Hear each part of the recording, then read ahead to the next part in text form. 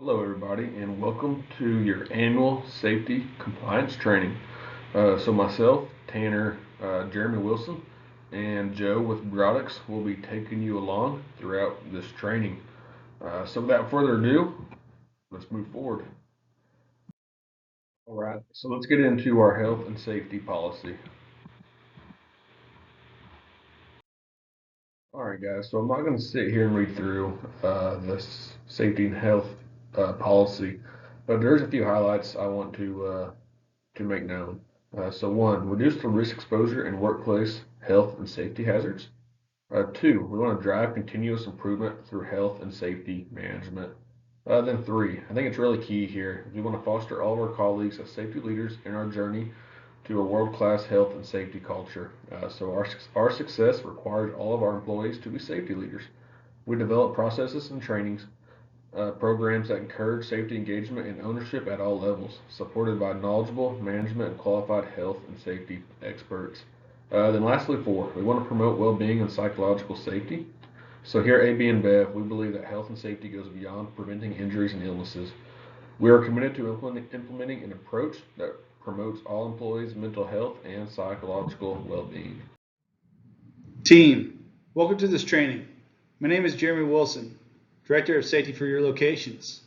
And I want to talk about something that's very important, the importance of injury reporting and treatment. So let's talk about incident reporting. The first thing you should do is call your supervisor and safety manager immediately regarding the following work-related incidences. Anything that's personal injury, motor vehicle accidents, property damage incidents, Department of Transportation incidents, forklift accidents, or other equipment accidents, incidents involving retail customers or general public, motor vehicle violations issued by law enforcement, all chemical spills, all other safety concerns, all incidents no matter how big or how small. This reporting requirement will protect your health and safety as well as business interests at Anheuser-Busch. The appropriate forms will be provided depending on the incident from your supervisor and safety. So during your first call, a verbal statement must be given to your supervisor and safety as soon as possible on the job incident occurs. The very best medical treatment will also be provided to mitigate the incident from getting more severe at the time of the verbal statement. But we can't do that unless you report as soon as possible. So we make sure you have first aid, medical treatment, and we document gathering of whatever we need to do to mitigate that incident. A verbal statement will be given from the employee involved in the incident at the end of the day once you have the form to fill out. The date of the incident, the time, location, and statement is important, but also who was involved, what task was being performed, and what caused the incident to occur. All statements and documentations given to the employee, either from the supervisor or from, it could be vehicle related incidents, reports, pictures, or any kind of citation given from an officer needs to be given to your supervisor as soon as possible at the end of the day. The employee supervisor will do the investigation and root cause. Employee supervisor will put the report into Carrot 360 or incident database within 24 hours, so we can do a full investigation within 7 days. This will allow us to do a mitigation of the incident, and the most important part, prevent the incident from happening again. All right, so I want to highlight here the incident reporting process. So if you're in an emergency, I want you to contact 911. If it's something that's major and you need to be addressed immediately, contact 911. But if it's something that's not near as major, it's a work-related incident, your first step should be to call and report the incident to your manager. Then the manager will notify myself or Tanner, and the manager will submit incident report through WhatsApp. Then the safety team will review the report, and we will contact you with further steps. Then we also help set up a Broadix evaluation to review your condition. And if Broadix deems that it is necessary to escalate the injury, we will direct you to the medical care. The safety team contact information in Oklahoma City is Tanner, myself here in Tulsa, and then if neither is available, contact Jeremy Wilson. Let's talk about the difference between work-related and non-work-related incidences. Work-related injury. So work-related injury is basically two-part. The presumption of geographical location, where did it occur? Did it happen at work, home, on the road, at an account? And the mechanism of injury or illness. What caused it to occur? Were you picking up a 30-pack? Did you get stung by a bee? Etc. During that process, when we determine if it's work-related or non-work-related, again, we must report it to our third-party company, Sedgwick. This report should be done within 24 hours, full investigation within 7 days, and supervisor and safety manager will assist you in that reporting process. We're committed for the very best medical treatment 24/7 through our workers' compensation benefits provided by Sedgwick, but we cannot provide that benefit to you unless you report as soon as possible. Let's talk about non-work related injuries.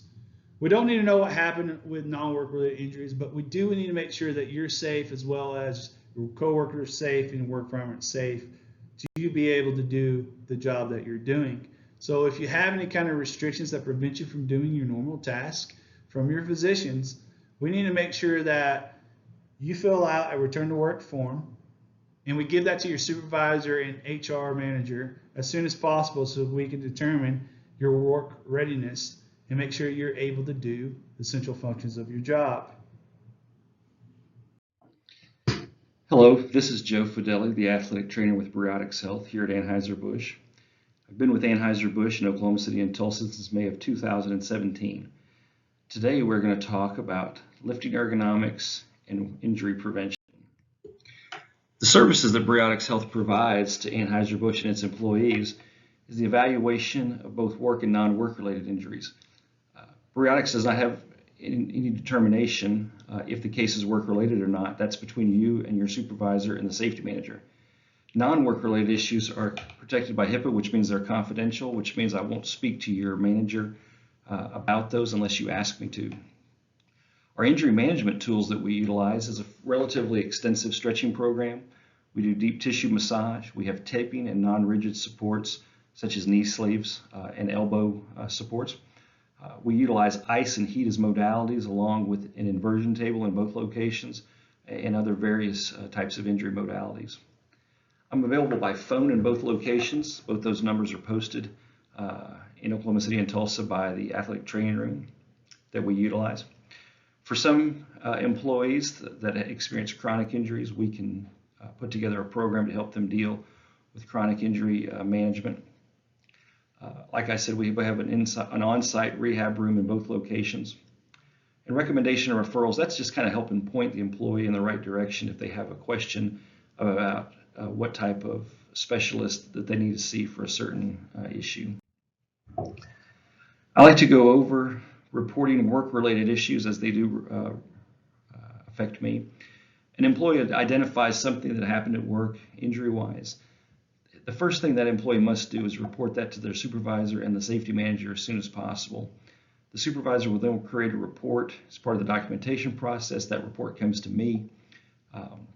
After I am notified, I make arrangements to meet with the employee. I then develop a report to the supervisor and safety manager, formulating a game plan to treat that employee.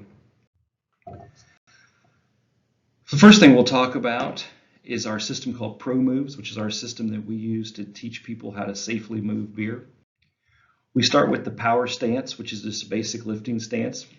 As you can see in this picture, the person lifting the box has their head up, looking where they're going. Their back is relatively flat.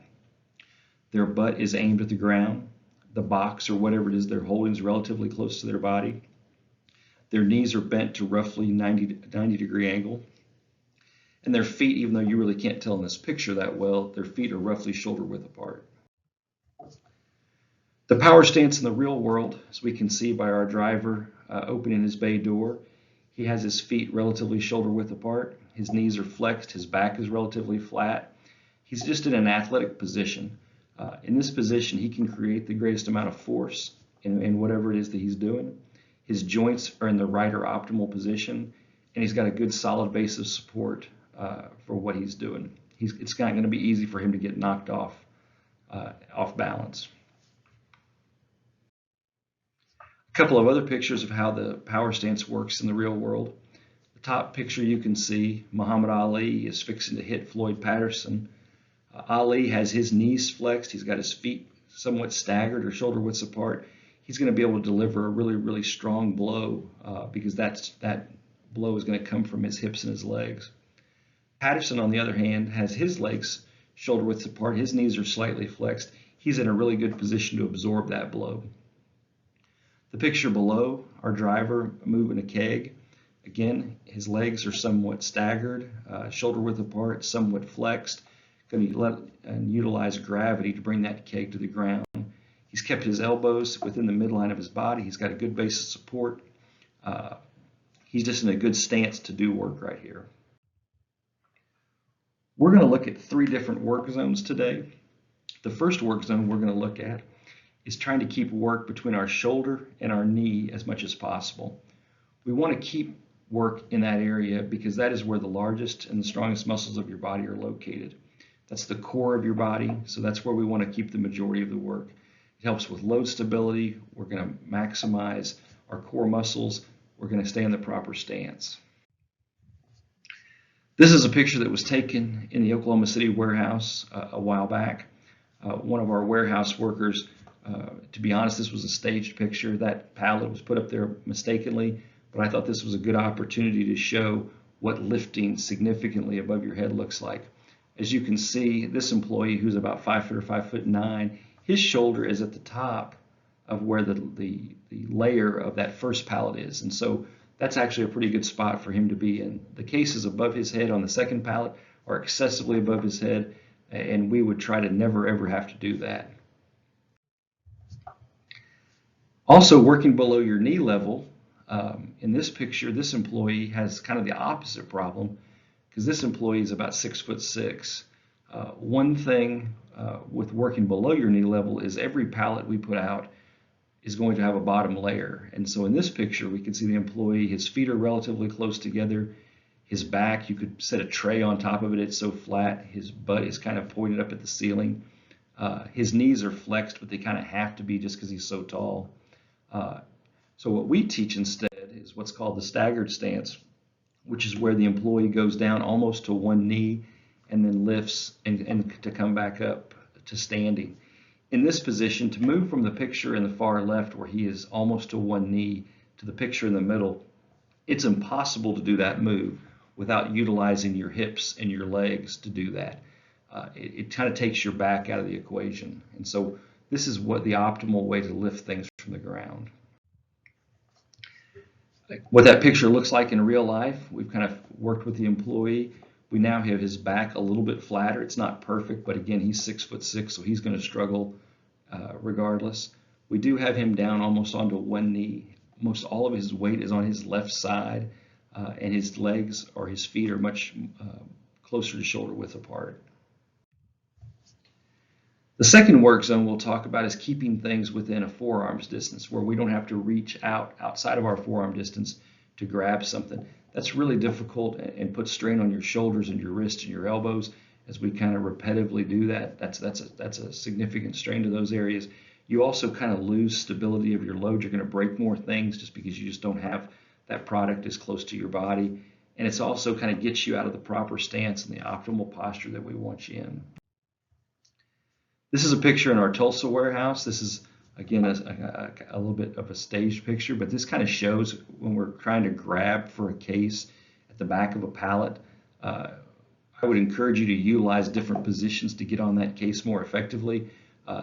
This employee is excessively outside his forearm reach when he's trying to reach for this package, but there's always another way to get on that, to get closer to the pallet, maybe to go to the sides if possible, to reach that in a much safer manner.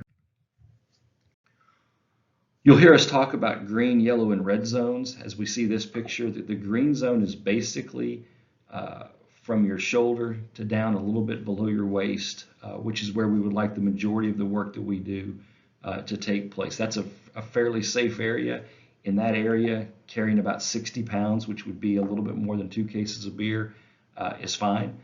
Don't have a huge issue with that. But as we get above our shoulder and below our knee and away from our body, those numbers go down. In the yellow zone, as you can see in that area, only 30 pounds or a little bit more than 1 case of beer is what we would consider safe. And in the red zone, which is excessively outside of the areas we would want you in, that drops down to about 15 pounds, which is less than a case of beer. Third work zone we're going to talk about is keeping things within 45 degrees of the midline of your body. So what we want to do is we want to keep from reaching outside of our belly button. If we were to take outside of that area of our belly button when we're moving things, we want to try and pivot our feet towards the direction of our work or our movement.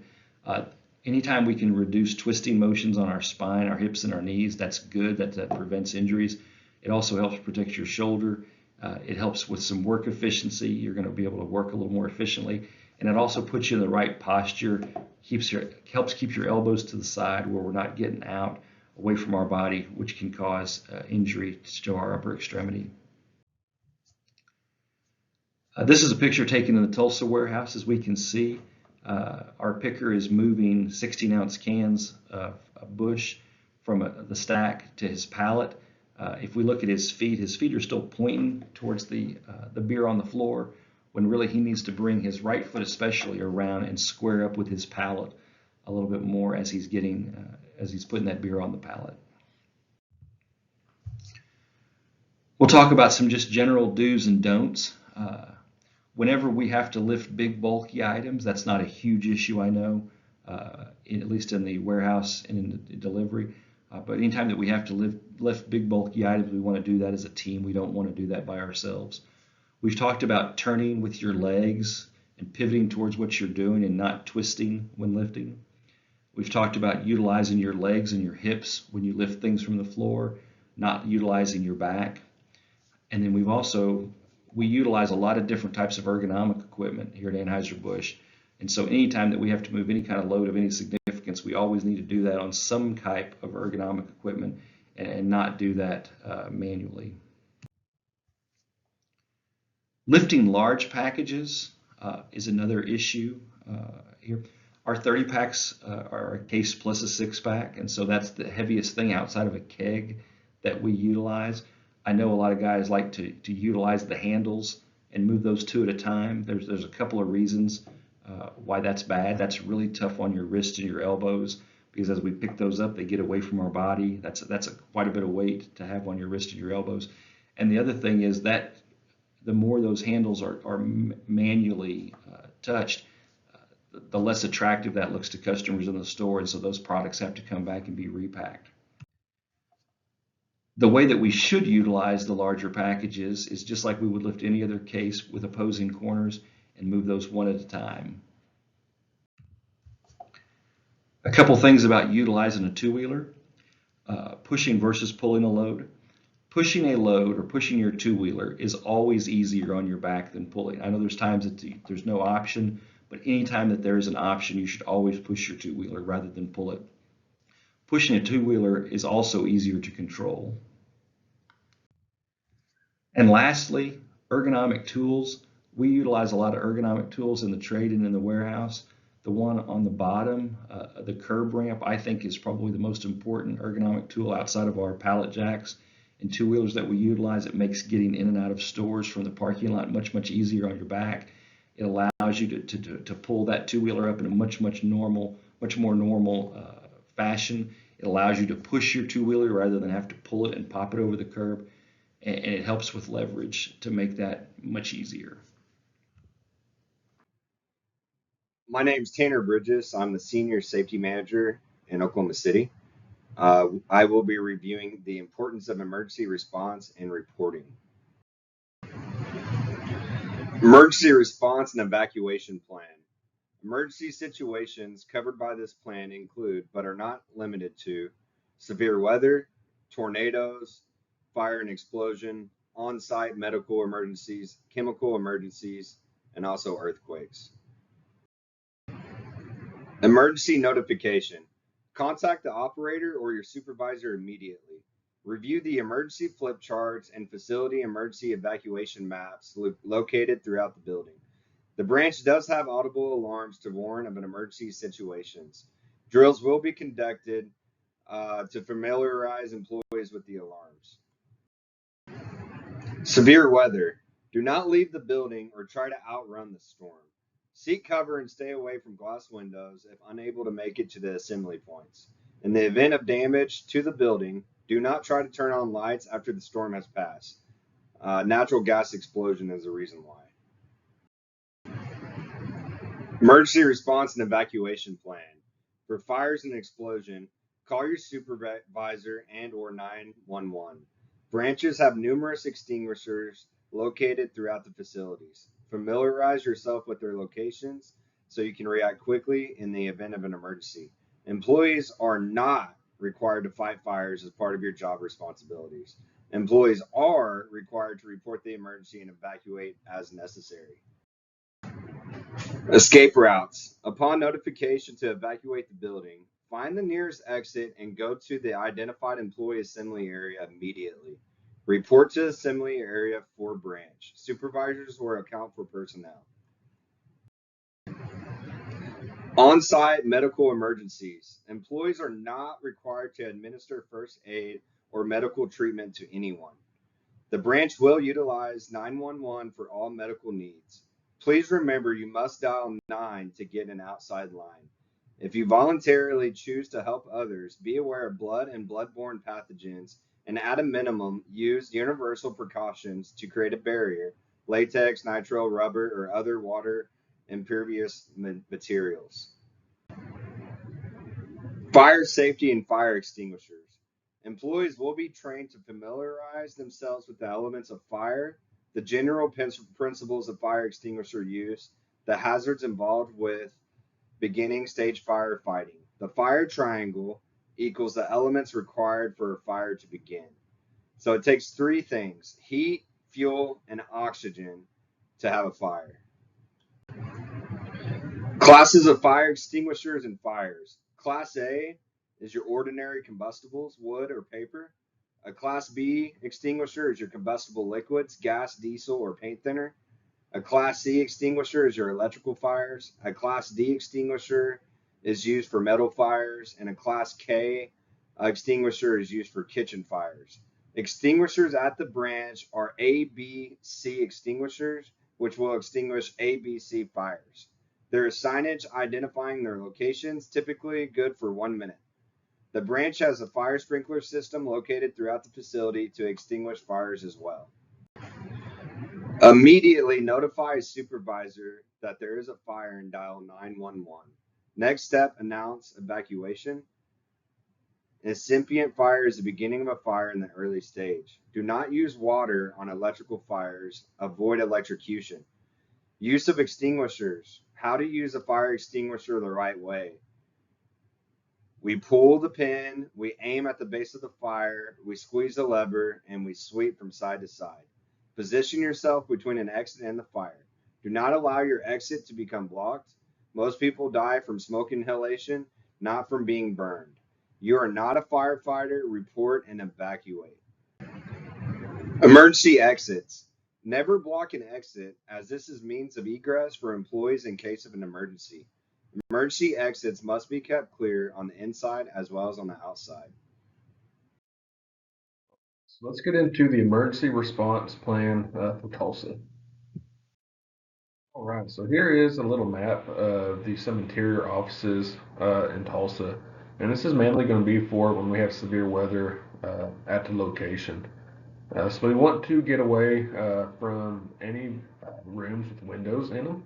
So some places to be in the event, we have a tornado, we have to take cover, will be the KPI room, the safety office, the restrooms, the delivery huddle room, and bariatrics. And then the supervisor on shift will take attendance, take roll, make sure we are all accounted for, and we will shelter in place until we're given an all clear from the National Weather Service. In here, this is the emergency evacuation map. In the event there's a fire here in Tulsa, so we pointed red marks, red lines in all the exits of our warehouse facility. And so, if you're in the event of a fire, you hear the fire alarms going off, Make sure you exit as soon as possible, and we meet in the southwest corner at the rally point. So a supervisor will take attendance, will take roll. We'll make sure everybody's accounted for, and the fire department will come in and handle anything inside the facility that needs to be handled. Emergency response in OKC. Viewing is our emergency response for emergency weather shelter at OKC. In the middle of the facility, you can see the evacuation assembly area. The evacuation assembly area is going to be downstairs by the weight room and briotics training. In the briotics training room, that was where you're going to go in the event of needing to take shelter. So make your way to that area, stay to that area until your supervisors tell you it's safe to go back to work. Emergency evacuation map. On the north side of the facility, you will see the red box. The red box is our assembly area by the flag post. Make sure in the event of an emergency evacuation, when you hear the alarms go off, make your way to the nearest exit and walk your way up to the flag post. Stay there. Let your supervisor take head count and notify you what the next steps are, either to go back to work or need to get further away from the building. Let's get into workplace violence and active shooter situations. Recreation/prevention on premise. We want you to prepare yourself. We want you to de-escalate the situation at all possible. Also, I want you to always control your anger and diffuse situations rather than escalate them. We want you to listen to complaints, concerns, encourage the people to talk and tell you what is making them upset. Ask how they would like to see the situation resolved, how you can help, and offer some solutions if you have any. I want you to keep a neutral, non-tightening posture at all times. Try to project calmness, speak, and move slowly. And if you cannot resolve the issue, tell the person you will go ask supervisors and get back to them. And in a lot of cases, they just want their voice to be heard. And if it's necessary, let's get some outside help involved. Let's get a coworker. Let's contact 911. Do whatever we need to do to de-escalate the situation. So here are some things that we should not do when we're in a on-premise situation. So you should not use styles of communication that might generate hostility. So brushing off, coldness. Reject all the person's demands. We want to try and find a solution. Posture yourself in a challenging way. Hands on hips, finger pointing, crossing your arms, or rolling your eyes. Maintain eye contact or allow physical contact. Challenge, threaten, or dare a person. Minimize the seriousness of the situation. To them, their issue is very, very important. Get too close to the person. Try to keep your distance. And then also, we don't want you to make promises that you won't keep. Robberies. So our policy is to completely cooperate in the event of a robbery. We do not want you to be a hero. Want you to remain calm. So if you panic, you can escalate the situation. Comply with the individual and his or her demands. The person is less likely to become aggressive if you are willing to cooperate. Give them all they ask for. Give them your keys, your phone, your money. Whatever they ask for, give it to them. Do not stare. Keep mental notes and be able to give police a description, but again, do not stare at them. Be non-threatening. Don't argue. Don't fight. Don't resist them. Keep your hands where they can be seen so they don't think you are setting off an alarm or reaching for a weapon. Report the incident as soon as it's safe to do so. Alert the authorities and also alert your manager. And lastly, write it down. As soon as you can write something down, write down as many facts as you can remember so you can help the police with the investigation. Some things you might want to write down would be their height, their weight, their eye or hair color, their clothing, their race, their sexuality, and also any vehicle information, so their license plate number, the color of their vehicle, the make, the model. If a situation becomes violent, create distance between you and the individual. Protect yourself. Try to leave the area or find cover. Also want you to call, authorities, call the police, and try to remain calm at all possible. Post-incident. So after any robbery or dealings with an agitated customer, be sure to notify your manager immediately. If necessary, the following will be addressed. Treatment for injuries. If you're injured in any way during an assault or an armed robbery, prompt medical treatment is extremely important. Call the police and file a report. Following a robbery or particularly disturbing interaction with a customer or client, the authorities will need to be notified. Lastly, document the event. Work with your manager and any witnesses to make sure the event is thoroughly and accurately documented. Surviving an active threat situation. There's violence in the workplace, an active shooter threat. First thing we want you to do, we want you to run. We want you to run quickly to your escape route. Leave your belongings behind. Keep your hands empty and visible, and don't run in pairs. Don't run in a pack. Separate yourself. If you can't run, we want you to hide. So hide out of view. Lock your doors. Block entry. Avoid areas that might trap or restrict you. Leave yourself an out. Maintain silence. Make sure your phones are silenced. Spread out and quietly plan a response if the attacker enters. The last thing we want you to do is to fight. If you have to fight, we want you to use aggressive force to incapacitate the attacker. Throw objects. Throw whatever you can at the attacker. Attack with improvised weapons. Do whatever it takes to protect yourself. My name is Tanner Bridges. I'm the Senior Safety Manager at Oklahoma City. I will be reviewing the hazard communication. Hazard communication, Employee Right to Know Act. The employee has the right to know what chemicals are in the workplace. Four major parts of the hazard communication HAZCOM program are: number one, container labeling; number two, safety data sheets; number three, chemical inventory list and location of the chemicals; and number four, employee training and non-routine tasks. Container labeling.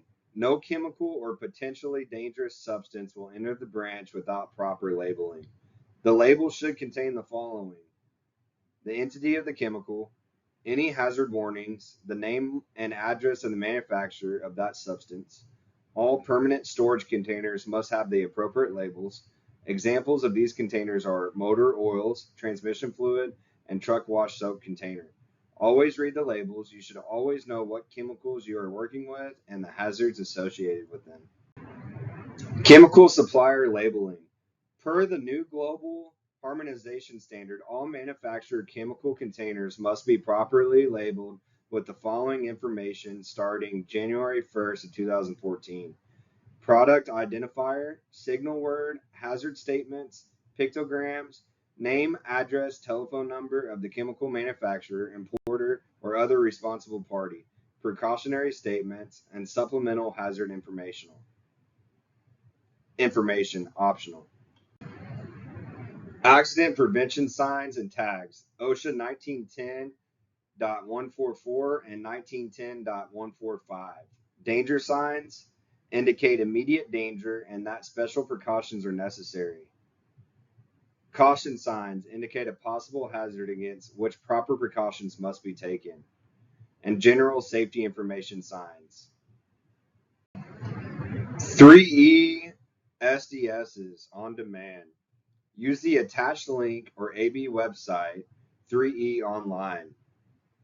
Call 3E Company at 1-800-451-8346. Available 24/7, 365 days out of the year to request a safety data sheet, to request assistance with a chemical spill, or to request assistance in the event of a chemical exposure or ingestion. Information needed: identify your company name and facility, give the product you want an SDS for, product name, manufacturer's name, and the product number, and identify your company name and facility. What are the 16 sections of a SDS? As mentioned above, the GHS formatted SDS has 16 sections as follows. Section 1, identification, includes product identifier, manufacturer or distributor name, address, phone number, emergency phone number, recommended use, and restrictions on use. Section 2 is hazards identification, includes all hazards regarding the chemical, required label elements. Section 3, composition, information on ingredients, includes information on chemical ingredients, trade secret claims. Section 4, first aid measures, includes important symptoms, effects, acute, delayed, required treatment. Section 5, firefighting measures, lists suitable extinguishing techniques, equipment, chemical hazards from the fire. Section 6, accidental release measures, lists emergency procedures, protective equipment, proper methods of containment and cleanup. Section 7, handling and storage lists precautions for safe handling and storage, including incompatibilities. Section 8, exposure controls and personal protection, lists OSHA's permissible exposure limits, or PELs, threshold limit values, appropriate engineering controls, personal protective equipment. Section 9, physical and chemical properties, lists the chemicals characteristics. Section 10, stability and reactivity, lists chemical stability and possibility of hazardous reactions. Section 11, toxicological information, includes routes of exposure, related symptoms, acute and chronic effects, numerical measures of toxicity. Section 12, ecological information. Section 13, disposal considerations. Section 14, transport information. Section 15, regulatory information. And Section 16, other information, includes the data preparations of last review. Here is an example of what the safety data sheet looks like when it's broke up in 16 sections. So a great illustration of this page below. Let's move into hazardous waste and spill control. Breakage and spills. So when you have a breakage and spills in the field, first things first, protect yourself. Put on cut-resistant gloves and safety glasses. If you do not have those with you, reach out to myself or Tanner, and we will get you fixed up with some gloves and some safety glasses. 2. Get cleaning material from the location. Dry absorbent mop, broom, and dustpan.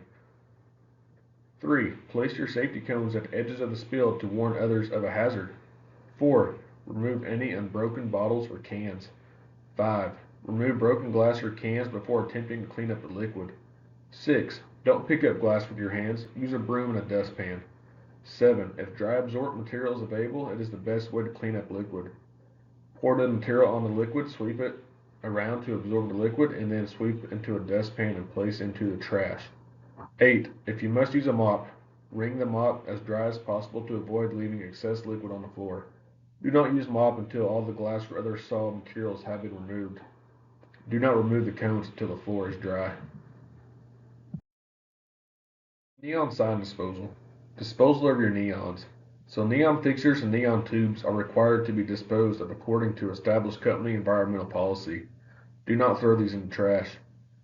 See your safety manager with any questions. This section, we are going to review stormwater pollution prevention plan. The purpose is to teach employees about stormwater management, potential sources of contaminants, and best management practices.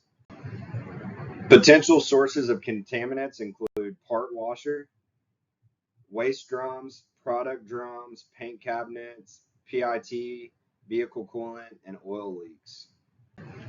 Best management practices: secondary containment of drums, one product drum per area, inside storage of all drums, good housekeeping, and MAG maintenance. Spill response and controls. Call your supervisor immediately if there is a spill. Supervisors are responsible for evacuating the area of a spill. The supervisor will contact safety manager to determine cleanup method, and we are contracted with an environmental remediation company to control and abate all chemical spills. All right, let's get right into workplace transport safety. So some general facility safety. While in the warehouse, you must have a high visibility vest and have an escort. Whenever possible, stay on a pedestrian walkway. So it's no questions asked. You must have a high vis vest when you're inside OKC's warehouse and also Tulsa's warehouse. Visitors must wear safety-toe shoes and provide shoe coverings at all times whenever walking out of the pedestrian walkways. So we do have some of them slip covers you see on the bottom right there. if you need them, but just try and wear steel-toed shoes whenever you're planning on coming into the facility. So the operation areas are no cell phone electronic device zone. So anything inside them yellow barriers, you cannot be on your phone at all costs. So if you need to be on your phone, make sure you step out of the yellow barriers. Visitors should remain in between the designated walkways unless authorized to move out of the walkways by a facility representative. We always want to use the man doors, not the roll-up doors, when we're walking through the facility. So the roll-up doors are meant specifically just for walkie riders and or forklift drivers. So again, when we're walking through the facility, we should always be using the man doors when appropriate. And then, as always, we want to use the overhead mirrors to see around corners while walking around the warehouse. So this gives us a 360 view of around us. That way we can be sure to look for any hazards in the workplace and look out for any forklift or walkie riders. Pedestrians, we must always obey all the warehouse signs, rules, regulations when we're traveling on site. And also, the pedestrians must come to a complete stop and look at all the mirrors at every intersection before proceeding. It's very, very important to make sure we have eye contact with the forklift driver or walkie driver before proceeding. So if you do not make that eye contact with them, do whatever you need to do to make eye contact before walking in front of them. Walking by rows, it's very dangerous for pedestrians. The forklift driver cannot see left or right until they are partially in the aisle. All fork trucks have lights and horns. Some of the other facilities, they have fork trucks with a blue spotlight when moving in reverse. Be aware of this when walking by rows. As always, I want you to stop and peer in rows before passing by. So it's very, very important to make sure a forklift driver is not backing up when we're passing through the rows. So again, like we said earlier, eye contact, get their awareness before you pass through a row to make sure we aren't struck, by a forklift. It's very important that the forklift operators they drive in reverse when they're carrying load. So they have limited vision when driving in reverse as they look over one shoulder. So if they're looking over their right shoulder, they cannot see to the left of them. So it's why it's very, very important to make sure when you see a forklift, you get their attention. You make eye contact with them, whatever means necessary to get their attention. That way they don't accidentally run into you. Pedestrians. We should never bend, crouch down, or perform any work in drive lanes without proper guarding. For example, traffic cones, barriers, or signage. Pedestrians should never stand or walk under the forklift forks. And lastly, we should always make eye contact with the operator before passing. You should not just assume that they see you. Get their attention one way or the other. When a pedestrian needs to communicate with operators on the forklift, they must use the 3-foot rule. The pedestrians may approach the fork truck only after the driver knows your intentions. The forklift is powered down and the parking brake is set. The pedestrian will remain at arm's length from the vehicle or remain behind the green laser line on the ground for those fork trucks equipped with the green laser equipment. All right, for this section, we are going to review slips, trips, and falls. How to prevent slips, trips, and falls in the workplace. Avoid slipping and tripping by watch out for wet surfaces, chemical spills, beer, grease, oil, water, and eyes can result in dangerous walking conditions. Immediately report spills to your supervisor. Sand, icy spots, and clean up other spills as you spot them. Be wary of the tile floors and recently polished floors. They can be very slippery. Keep your work area clean. Don't put shrink wrap pallets, cases, or other items in areas where you or someone else might trip over them. Don't leave cords or water hoses in walkways or across doorways. Always take a little extra time to sweep walkways. Watch for loose strapping material and shrink wrap hanging from pallets or in the area. Keep all drawers closed. In this section, we're going to review hot works. So hot works includes welding, cutting, brazing. Fleet mechanics and contractors are the only people who are authorized to weld, cut, or braze. Our designated hot work area is the shop. No hot work permit is required. Hot work permits required everywhere else on the property. Contact a safety manager prior to beginning any hot work to obtain a permit and instructions, except if you are working in the fleet shop.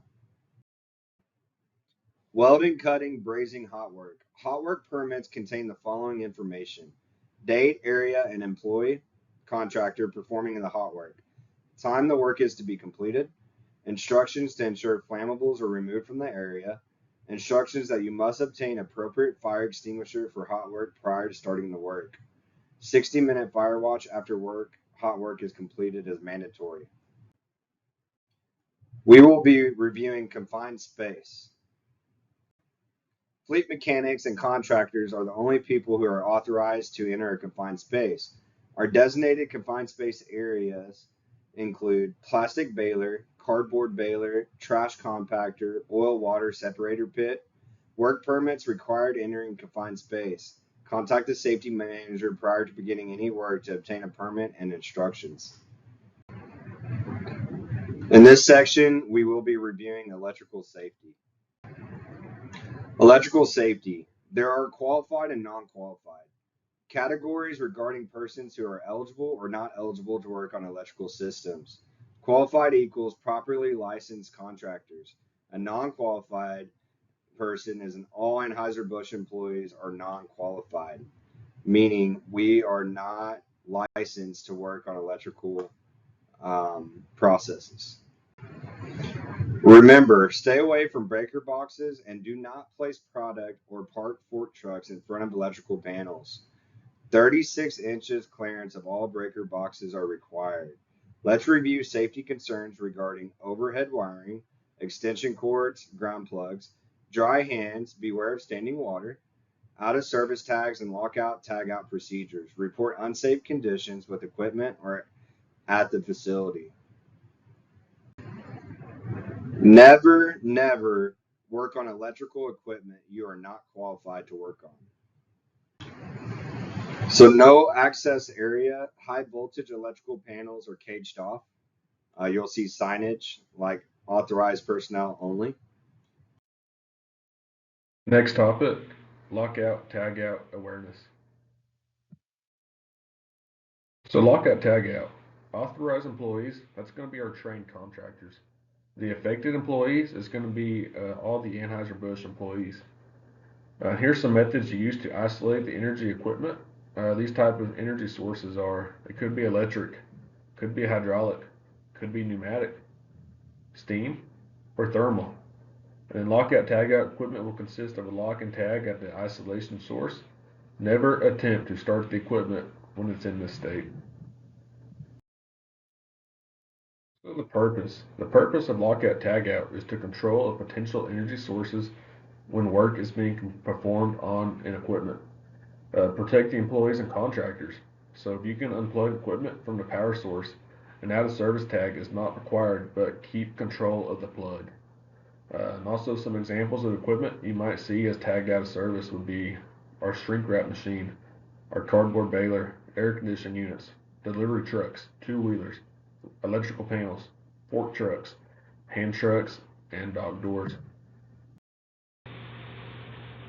Authorized contractors are the only people who can lock out, tag out equipment. Not any Anheuser-Busch employee can do that. It's only authorized contractors.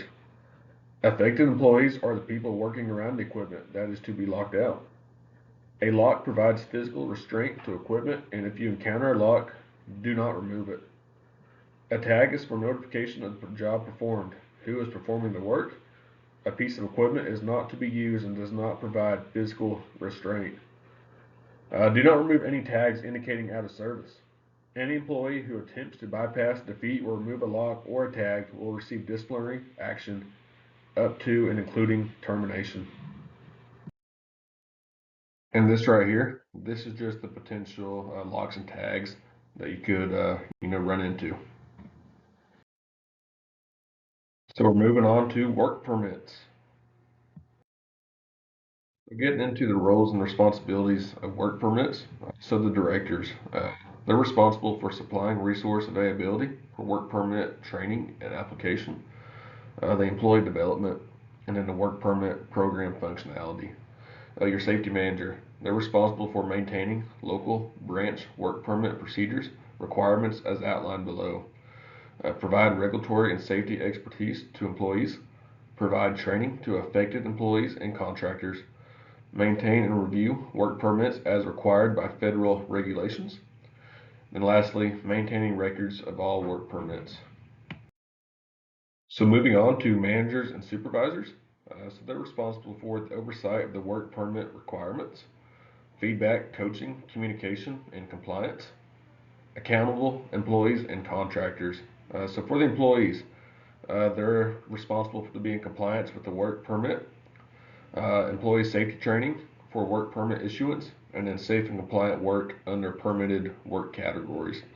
Lastly, the contractors, so they're responsible to be in compliant with work permit requirements, have some safety contractor safety training, and then safe and compliant work under permitted work categories. So basically what this is all saying is that a contractor cannot be on site without a work permit being issued. If they do not have a work permit, then they cannot be on site completing that work. The next topic is going to be working from heights.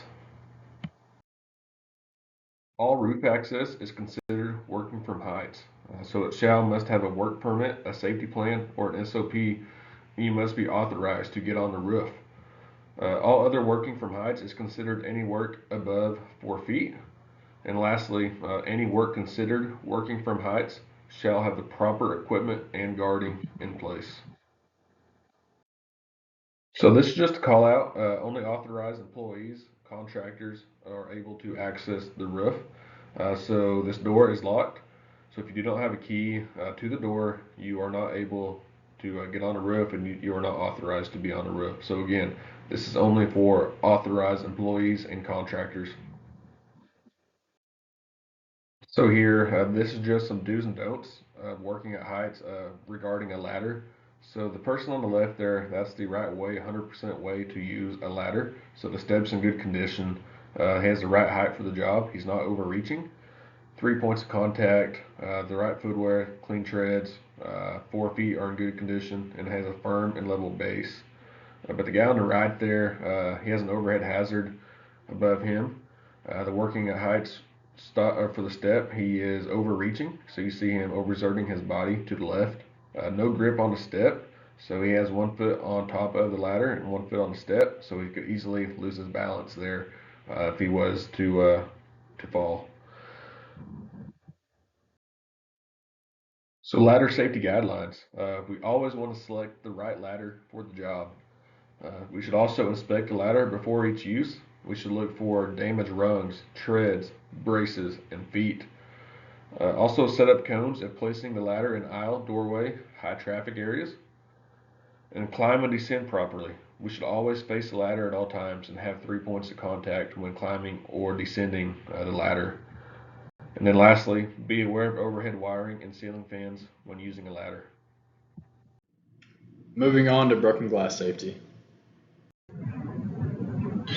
Handling broken glass. Mandatory PPE is cut-resistant gloves and safety goggles and a face shield. Separate broken and unbroken items before cleanup. Do not attempt to scoop unbroken bottles with a shovel. Can lead to bottle exploding and flying glass.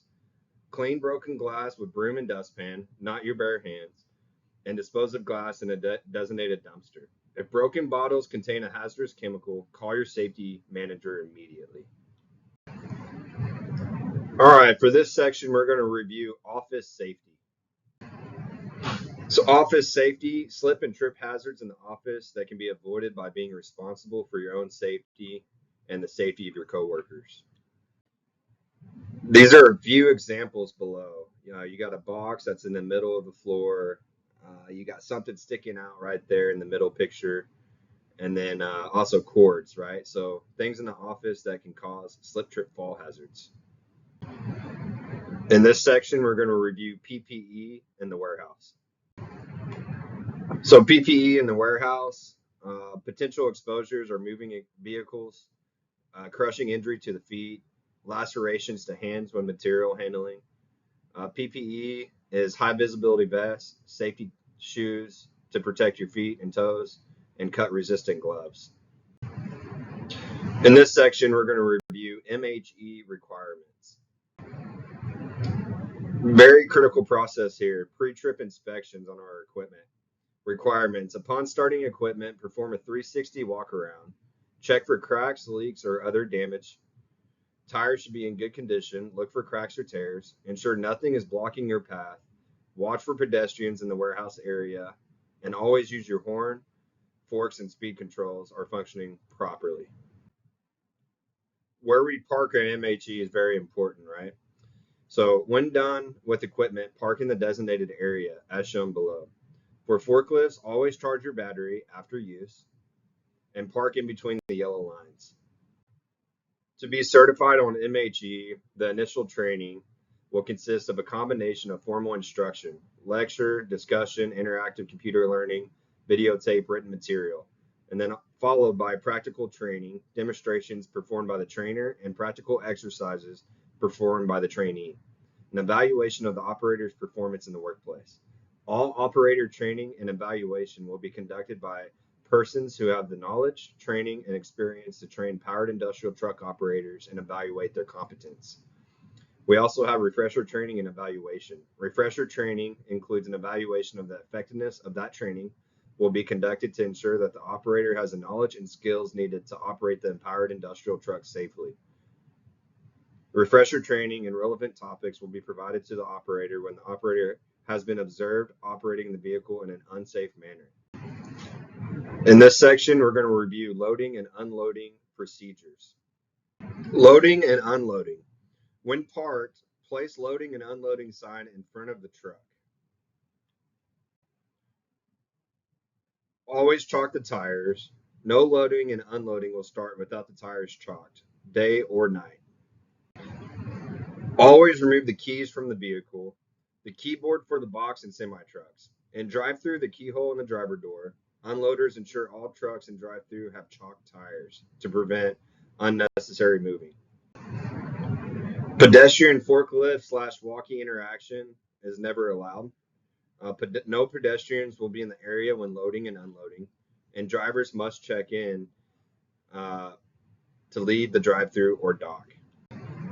Rail car unloading. When rail cars are being delivered or picked up, railroad company will call upon arrival and an employee inform the cars that are being delivered or picked up. Once railroad company is at AB1, the morning shift supervisor will open the gate, unlock and flip the derailleur, remove all trucks from any cars being picked up, lower blue flag so cars can be delivered. The lock for the derailleur is to be locked back on the derailleur once it is flipped so that it is not lost. If at any time the derailleur lock is missing or functioning improperly, notify the safety and risk manager immediately. As noted above, if cars are being picked up, the morning shift supervisor will remove all chocks once railroad company arrives and hang on designated hooks prior to railroad coming to get cars. Once the railroad spots cars at dock, supervisor on duty will replace and lock derailleur on track, raise blue flag, and close the lock gate. Morning shift supervisor will then check to make sure brakes are set on all cars by checking to make sure the chain is tight. If not, supervisor will turn wheel clockwise to tighten brake. Morning shift supervisor on duty will then chalk wheel of all cars delivered. Morning shift supervisor on duty must verify cars received with load. Morning shift supervisor on duty must verify that all cars are properly sealed and secured upon arrival. Before rail cars are unloaded, supervisor on duty must verify blue flag is upright position on north end of spur. Verify derailleur is locked in place on the track. Verify gate is closed and locked. Verify that chocks are in place. Verify that brakes are set on rail cars. At this time, it is okay to open rail car doors and begin unloading once dock plate is in position and secure. During loading and unloading, check rail car flooring for cracks or weaknesses. Ensure that rail car is swept clean upon completion. When loading and unloading is complete, The supervisor on duty will verify that loading or unloading is complete and authorize removal of dock plates and securing of doors. Once cars are closed and secured, safety railings is to be placed on the dock. In this section, we're going to review warehouse storage safety. So stacking pallets in the warehouse. Pallets on the floor are to be stacked 3 high, as you can see in the picture to the right. Separator in between prevents accidental breakage. Ensure stack is not leaning to prevent stack from falling. Notify supervisor of uneven stacks. And do not walk underneath loads when stacking pallets. Keg vault. Pallet is the keg vault stacked 6 high. Ensure pallets are not leaning to prevent tipping. Loose kegs are more likely to tip. In this section, we're going to review battery changing and gantry crane safety procedures. Battery charging procedures. When traveling to a battery room, forklift operators and walkie operators must be careful due to being in a high traffic area. Operators must obey the 3-foot rule, stop at all intersections, and check overhead mirrors. Be careful. Always wear proper PPE when working on or near batteries and provide adequate ventilation when batteries are charging. Absolutely no smoking, sparks, or open flames are allowed in this area at any point in time. Batteries will be inspected before recharging. If the battery is damaged, leaking, or frozen, employee will stop work and contact supervisor. When charging, clamps should be secured to properly polarity. Operators should only handle the clips at their plastic ends. At no time should the cables be handled. Make sure the charger is off or equalized before connecting or disconnecting the battery to prevent sparks or arcs. Use the proper size charger and follow charging instructions carefully. Proper battery care and maintenance is essential for the safety of our employees and longevity of our equipment.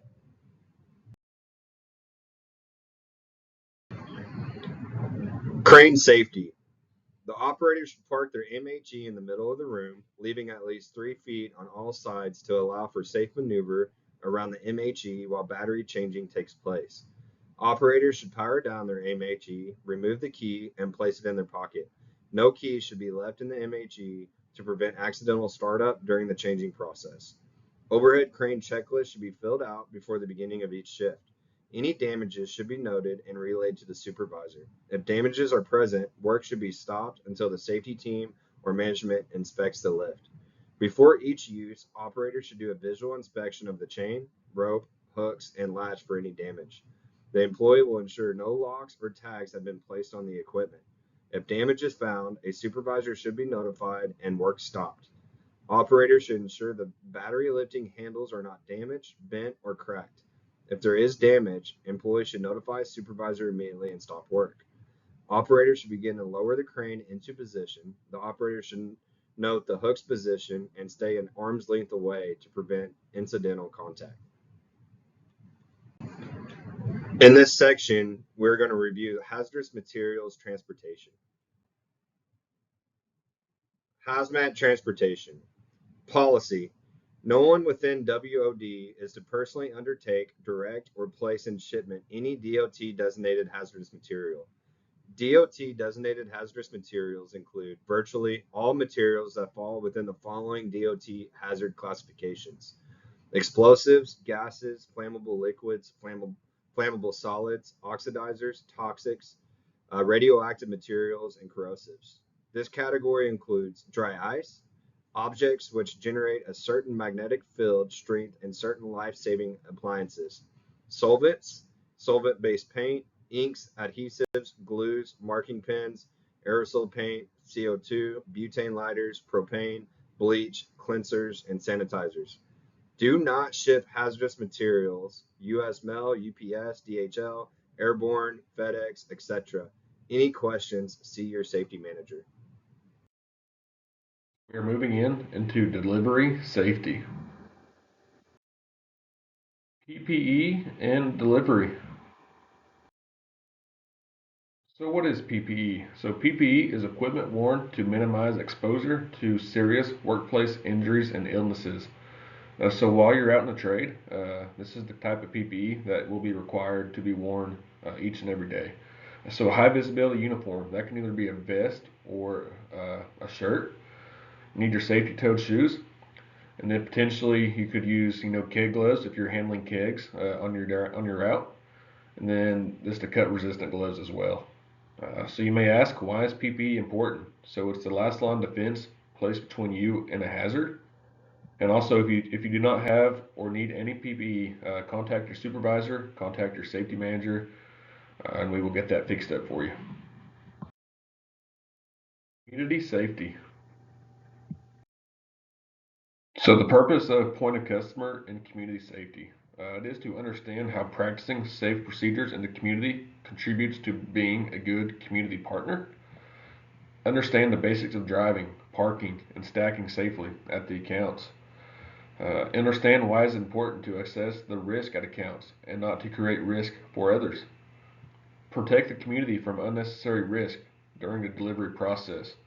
And lastly, protect employees from unnecessary risk on the road. So safe driving and truck control.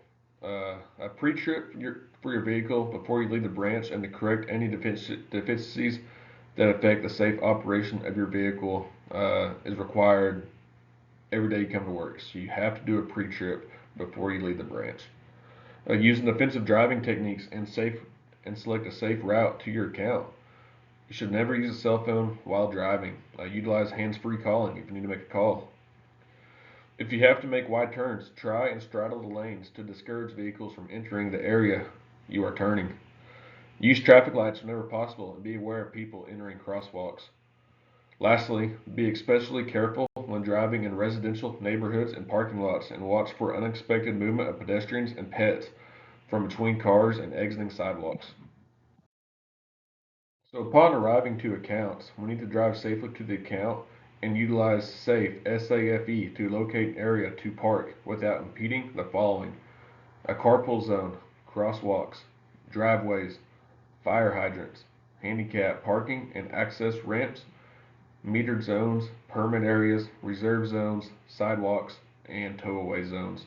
We should always place our cones appropriately along the most vulnerable side and chalk your vehicle if you are on a hill.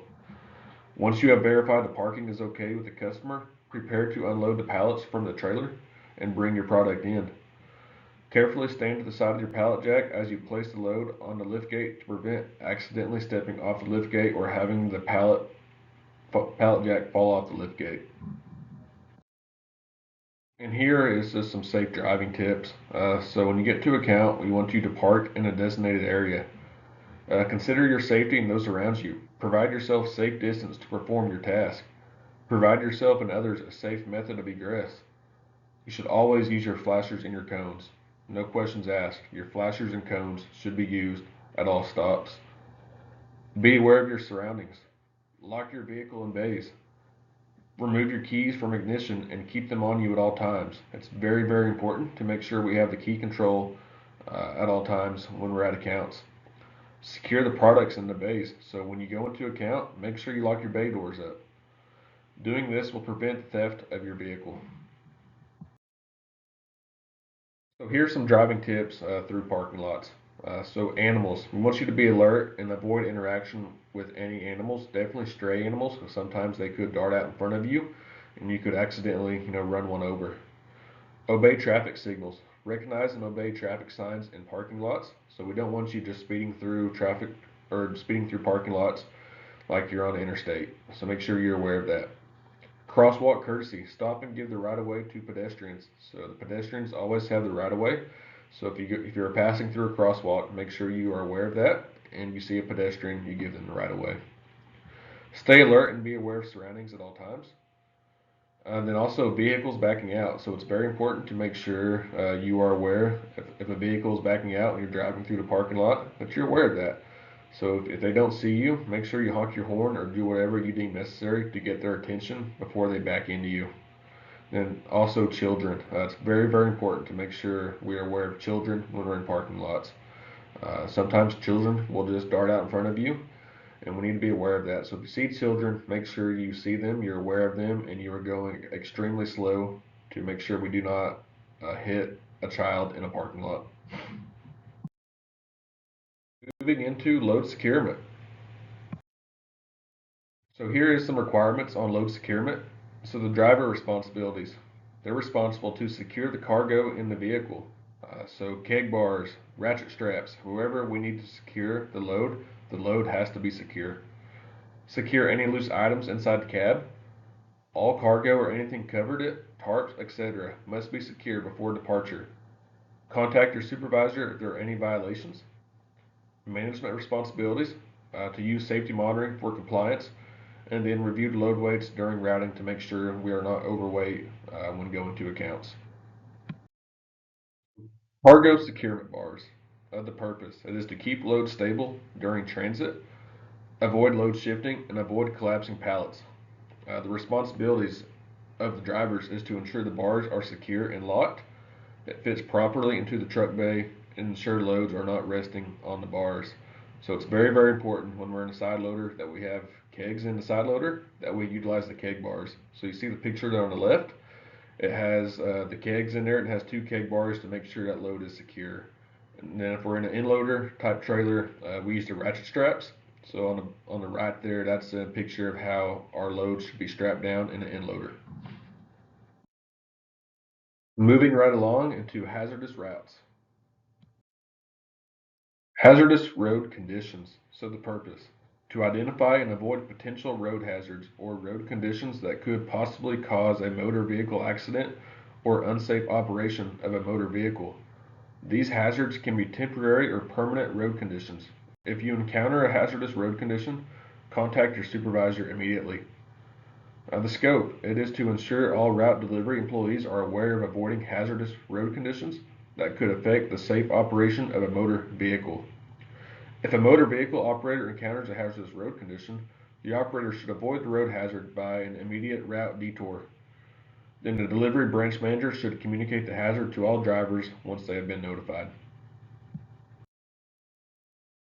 So what is a hazardous road condition? An example would be a delivery driver uses the same delivery route every day to get product to Joe's Food World.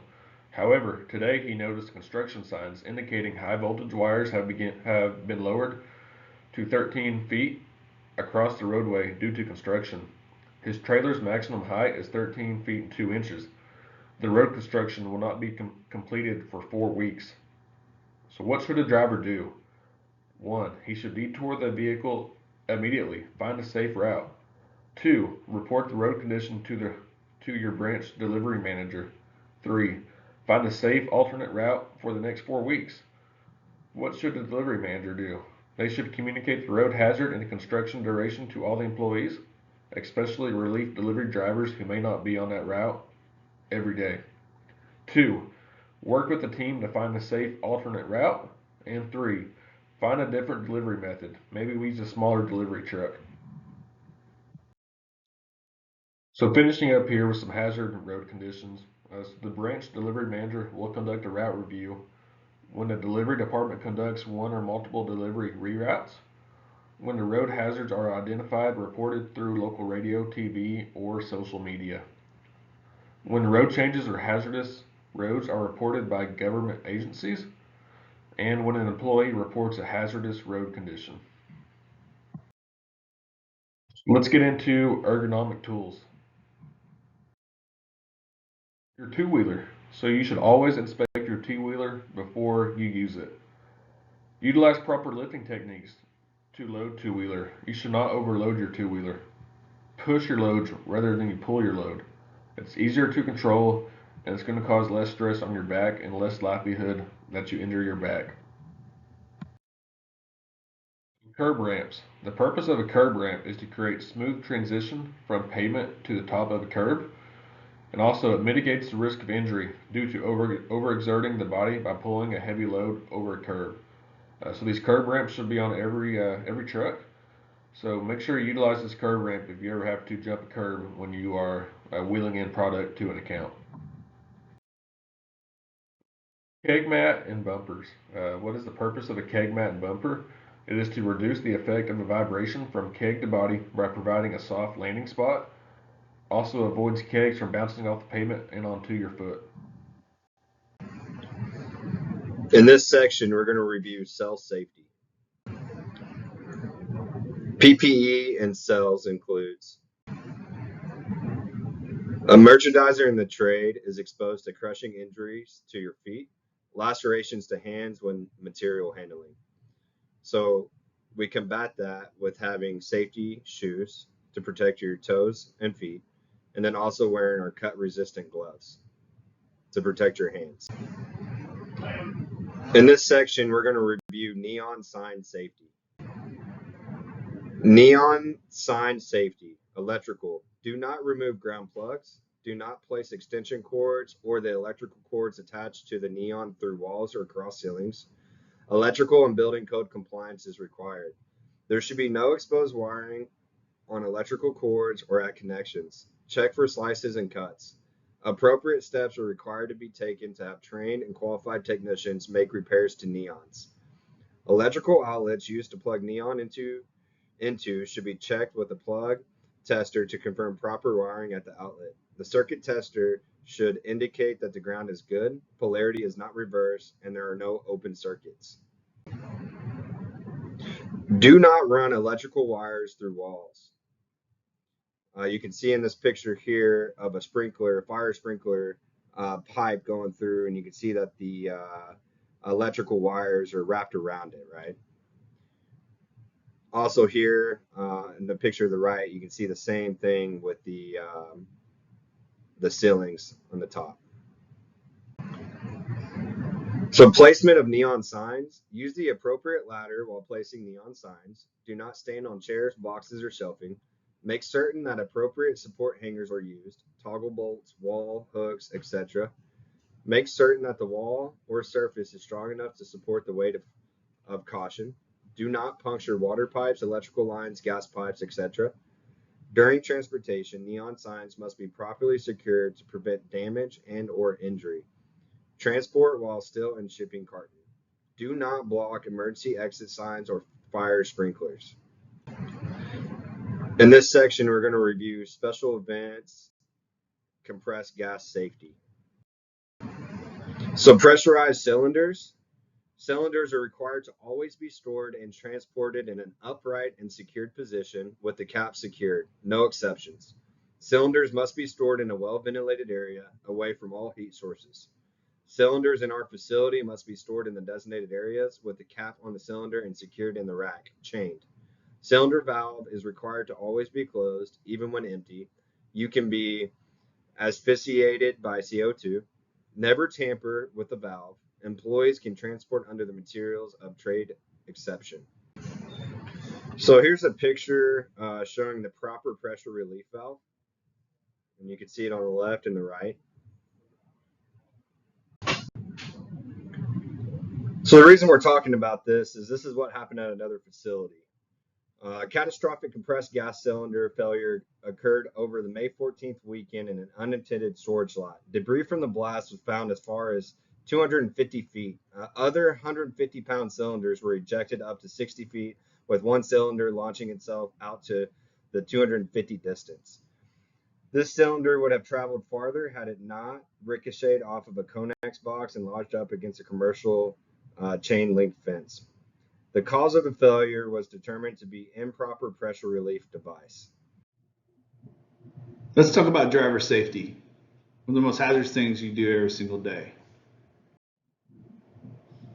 The first topic we'll talk about in driving safety is commuting safety. Perform your 360 inspection before you depart. Make sure you check your tires, gauges, mirrors, blinkers, headlights, and taillights. Ensure they're all working correctly. Always look for potential obstructions. Could be anywhere from pedestrians, cars, etc. You always want to wear your seatbelt. Buckle up, it's the law. Look over your shoulder before you backing or using mirrors. Approximately 50% of all collisions involving hitting stationary objects is backing related. If you can't see where you're going, stop. Try to get a flagman if you can. Don't forget prescription eyewear, corrective lenses if needed, and always respect the speed.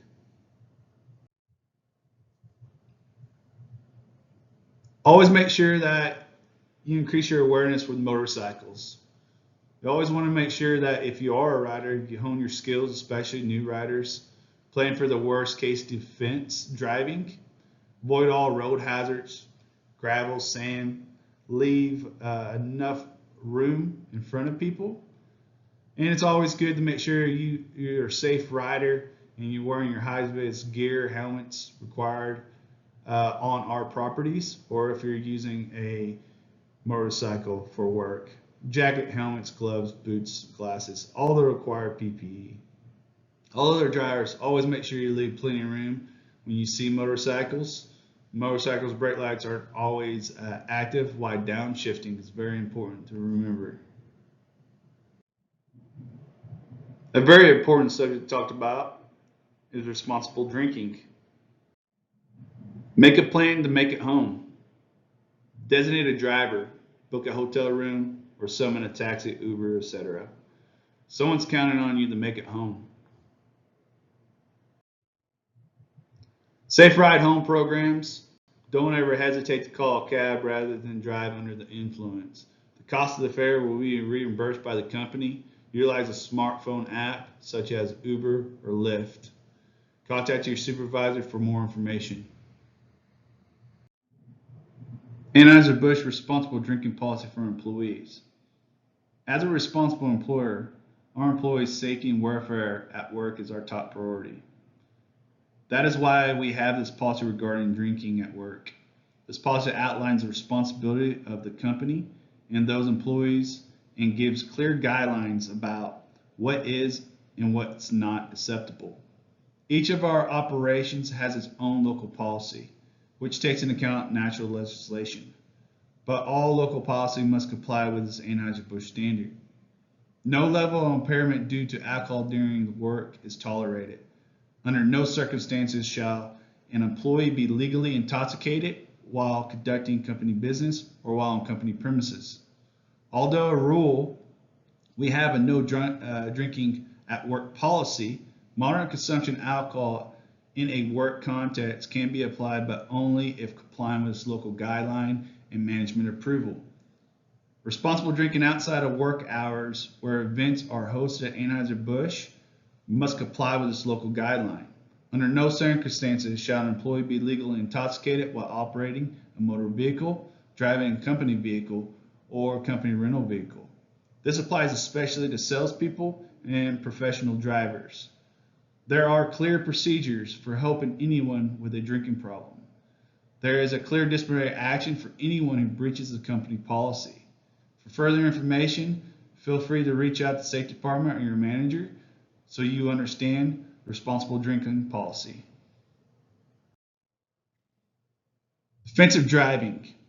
Defensive driving is going to be a key steps for you while driving any kind of vehicle on company time or personal or even leisure. Anheuser-Busch safety policy is clear. It wants to create and maintain and improve health, safety of our workplace practices and behaviors. Integrate safety consideration into our business planning and decision making and daily activities. And neither production goals nor financial obligation shall excuse from non-compliance. Some key things you need. Safe operation of motor vehicles is a key part preventing all injuries and accidents. Apply what you learn from these training materials at work, home, and in between. Be a responsible driver. So, what are the requirements? You must have a valid driver's license for whatever motor vehicle that you're operating. Vehicle must be properly maintained. Seatbelt must be available and used by all occupants.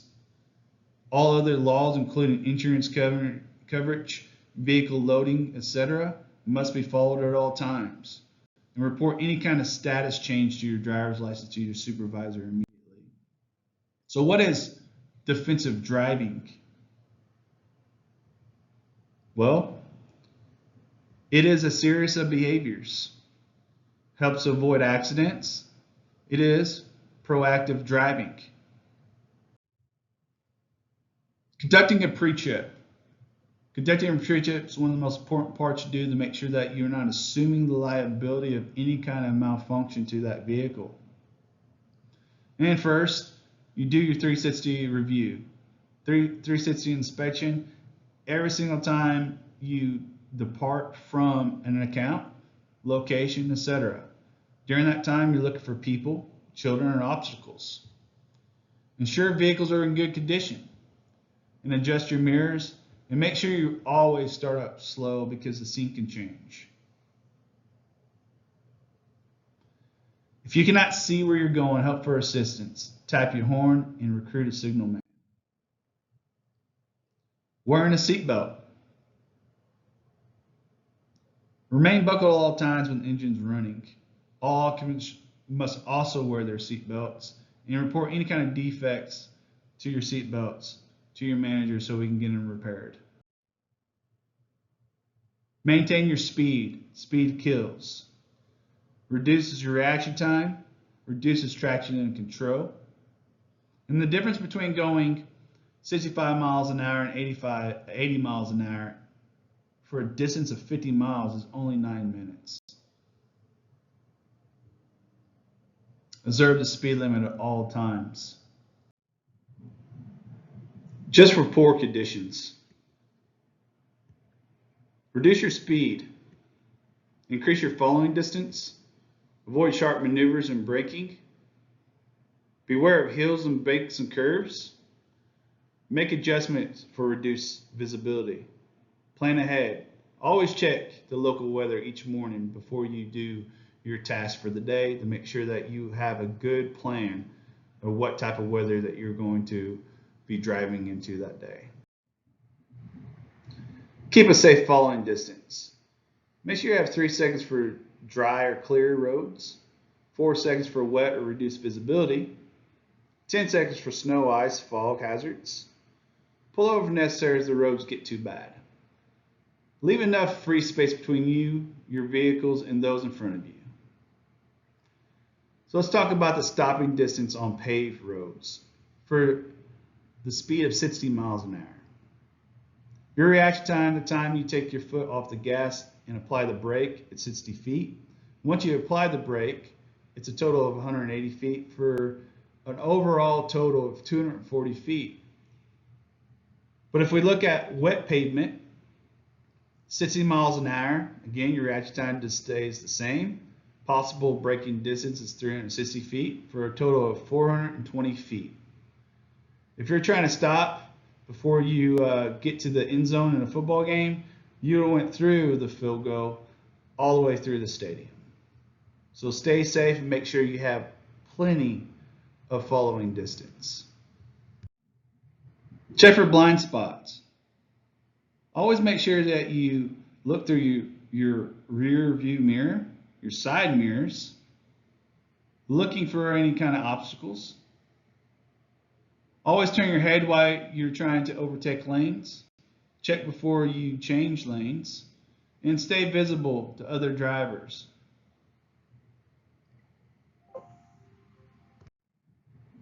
Avoid distractions. Make sure while you're driving, you never eat, apply makeup, or use your phone or text. Concentrate on the path at all times. Anheuser-Busch has electronic device policy. The use of all electronic equipment is prohibited while driving. You want to make sure you have a hands-free device, push to talk. Either it can be on the console of your car, or you can have a Bluetooth device that you can initiate to make sure that you can answer the phone. Remember, the use of laptops, notebooks, MP3 players, etc. is not allowed and prohibited. Pull over if you need to make a call.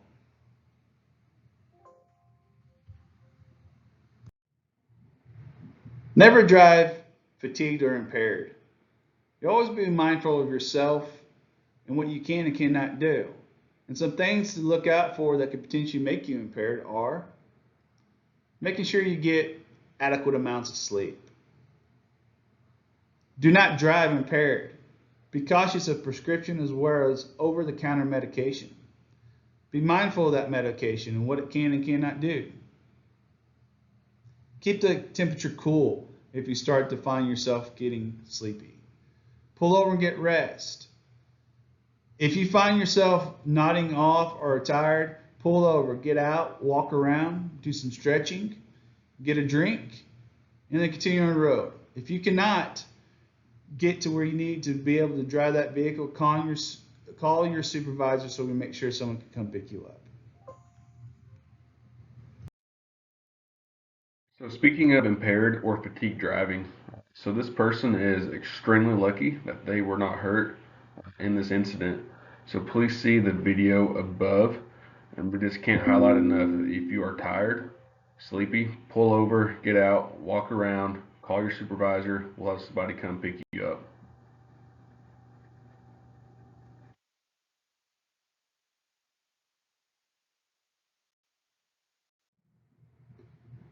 One topic to make sure you understand is avoiding road rage. It could be anywhere from someone saying something to you, being aggressive while they're driving, or maybe furnishing a weapon. So, first thing, if someone is trying to do road rage, do not retaliate. Avoid making eye contact. Be polite. Sometimes being polite is a hard thing to do, but remember, your entire job is not to escalate the situation. Slow down, take a breath if you need to. Contact your supervisor if you cannot continue on, and someone will come and help you. Remain calm at all times. If it becomes violent, pull over and dial 911. Passing. Always check for passers. Signals indication they are passing. Assume that the driver doesn't know that you are passing. And you always want to make sure that watch for vehicles entering and exiting the roads. Assume approaching vehicles will not see you. Watch for their passing maneuvers. Watch for the vehicles passing other vehicles in front of you in opposite direction. Don't get into a speed race. Driving when pedestrians are present can be a hazardous task for everyone. We always go into areas where there's potential pedestrians in the accounts, in the parking lots, or in the path we take. So we need to take extra precautions, especially on nice days, because they might not be paying attention to the task at hand. They could be texting or talking to other people. We also want to look out for little children. Little children only know from point A to point B. So be very cautious with them around. Be cautious in school zones. All they know is to get on that school bus and they could run right out in front of you. Of course, you want to make sure that you're easy to spot. Caution that if you are driving a tractor trailer, you have wide turns, and be cautious of other tractor trailers while you're driving, knowing that they have the potential to have to turn wide. Always scanning the area of the vehicle for pedestrians and your blind spots. Approaching an intersection. Assume all traffic needs to be yielded to avoid crashes. So, assume crowd traffic will need to be avoided. Allow to clear entire road with the rear of the vehicle for crossing traffic. Take extra care at night for low visibility, and ensure side marker lights are visible. Look ahead. Drive in your lane by looking ahead. Look into your future. The further you can look down the road, the more defensive driving that you can take on to see if there's a wreck, people slowing down, people walking across the road. See everything. Pull over. So looking ahead, scan ahead, flash your brake lights behind you to alert drivers that you are slowing down, so hopefully they can see that you are slowing down and don't run into the back of you. Maintain a safe distance. This will help you avoid collisions. See everything. Blind spots on your right, give the right of way, clean your mirrors, pull over if necessary. And when you pull over, turn your flashers on. Make sure you have high visibility vest on, reflective triangles if it's equipped in your vehicle, and call for help. Try to pull entirely off the road, but remember, there could be soft shoulders and your vehicle could potentially roll over. So make sure that you check for soft shoulders. Make sure the drivers are aware of your location at all times is key, so you can avoid your vehicle or yourself being hit. In summary, the safe operation of motor vehicle is a key part of preventing all injuries and accidents. Defensive driving behaviors include conducting a pre-check, wearing your seatbelt, complying with the speed limit, adapting to the drive style to the weather, never drive fatigue, and avoid road rage. Follow Anheuser-Busch responsible driving policy and use of electronic device policy. Report all accidents and injuries immediately to your supervisor. In this section, we're going to review diesel and gasoline fueling safety procedures. All right, so at a fueling station, always turn your engine off. Put your vehicle in park and set the emergency brake. Disable or turn off any auxiliary sources of ignition, such as a camper or trailer heater, cooking units, or pilot lights. Do not smoke, light matches, or lighters while refueling at the pump or when the gasoline anywhere else. Use only the refueling latch provided on the gasoline dispenser nozzle. Never jam the refueling latch on the nozzle open. Do not re-enter your vehicle during refueling. If you cannot avoid re-entering your vehicle, discharge any static buildup before reaching for the nozzle by touching something metal with the bare hand, such as a vehicle door, away from the nozzle. In the unlikely event a static cause of fire occurs when refueling, leave the nozzle in the fill pipe and back away from the vehicle. Notify the station attendant immediately. Do not overfill or top off your vehicle tank, which can cause gasoline spillage. Avoid prolonged breathing of gasoline vapors. Use gasoline only in open areas that get plenty of fresh air. Keep your face away from the nozzle or container opening. Never siphon gasoline by mouth, nor put gasoline in your mouth for any reason. Gasoline can be harmful or fatal if swallowed. If someone swallows gasoline, do not induce vomiting. Contact a doctor or an emergency medical service provider immediately. Keep gasoline away from the eyes and skin. It may cause irritation. Remove gasoline-soaked clothing immediately. Use gasoline as a motor fuel only. Never use gasoline to wash your hands or as a cleaning solvent. Conduct cleanups of any fuel spills immediately after discovery and contact your supervisor. Uncontained spills are to be cleaned using dry cleaning methods only. Spills shall be cleaned up with a dry absorbent material, and absorbent material shall be swept up. I want to thank everybody for the training today. And you should use these techniques if you're at home, work, or at leisure. And I will leave this with you today, the safety slogan. The 3-stop rule. If a hazard presents a risk to you, your coworkers, or work environment, stop the job immediately. The second stop is take a 5x5, 5 steps back, and up to 5 minutes to control your risk. During that time, you're evaluating your risk. What are the hazards and what kind of controls you should put in place to avoid that risk? Some controls could be elimination, substitution, engineering, administration, and PPE. If you still don't know what to do, use your last stop. Call your supervisor if you cannot control your risk. Have a good day and be safe out there.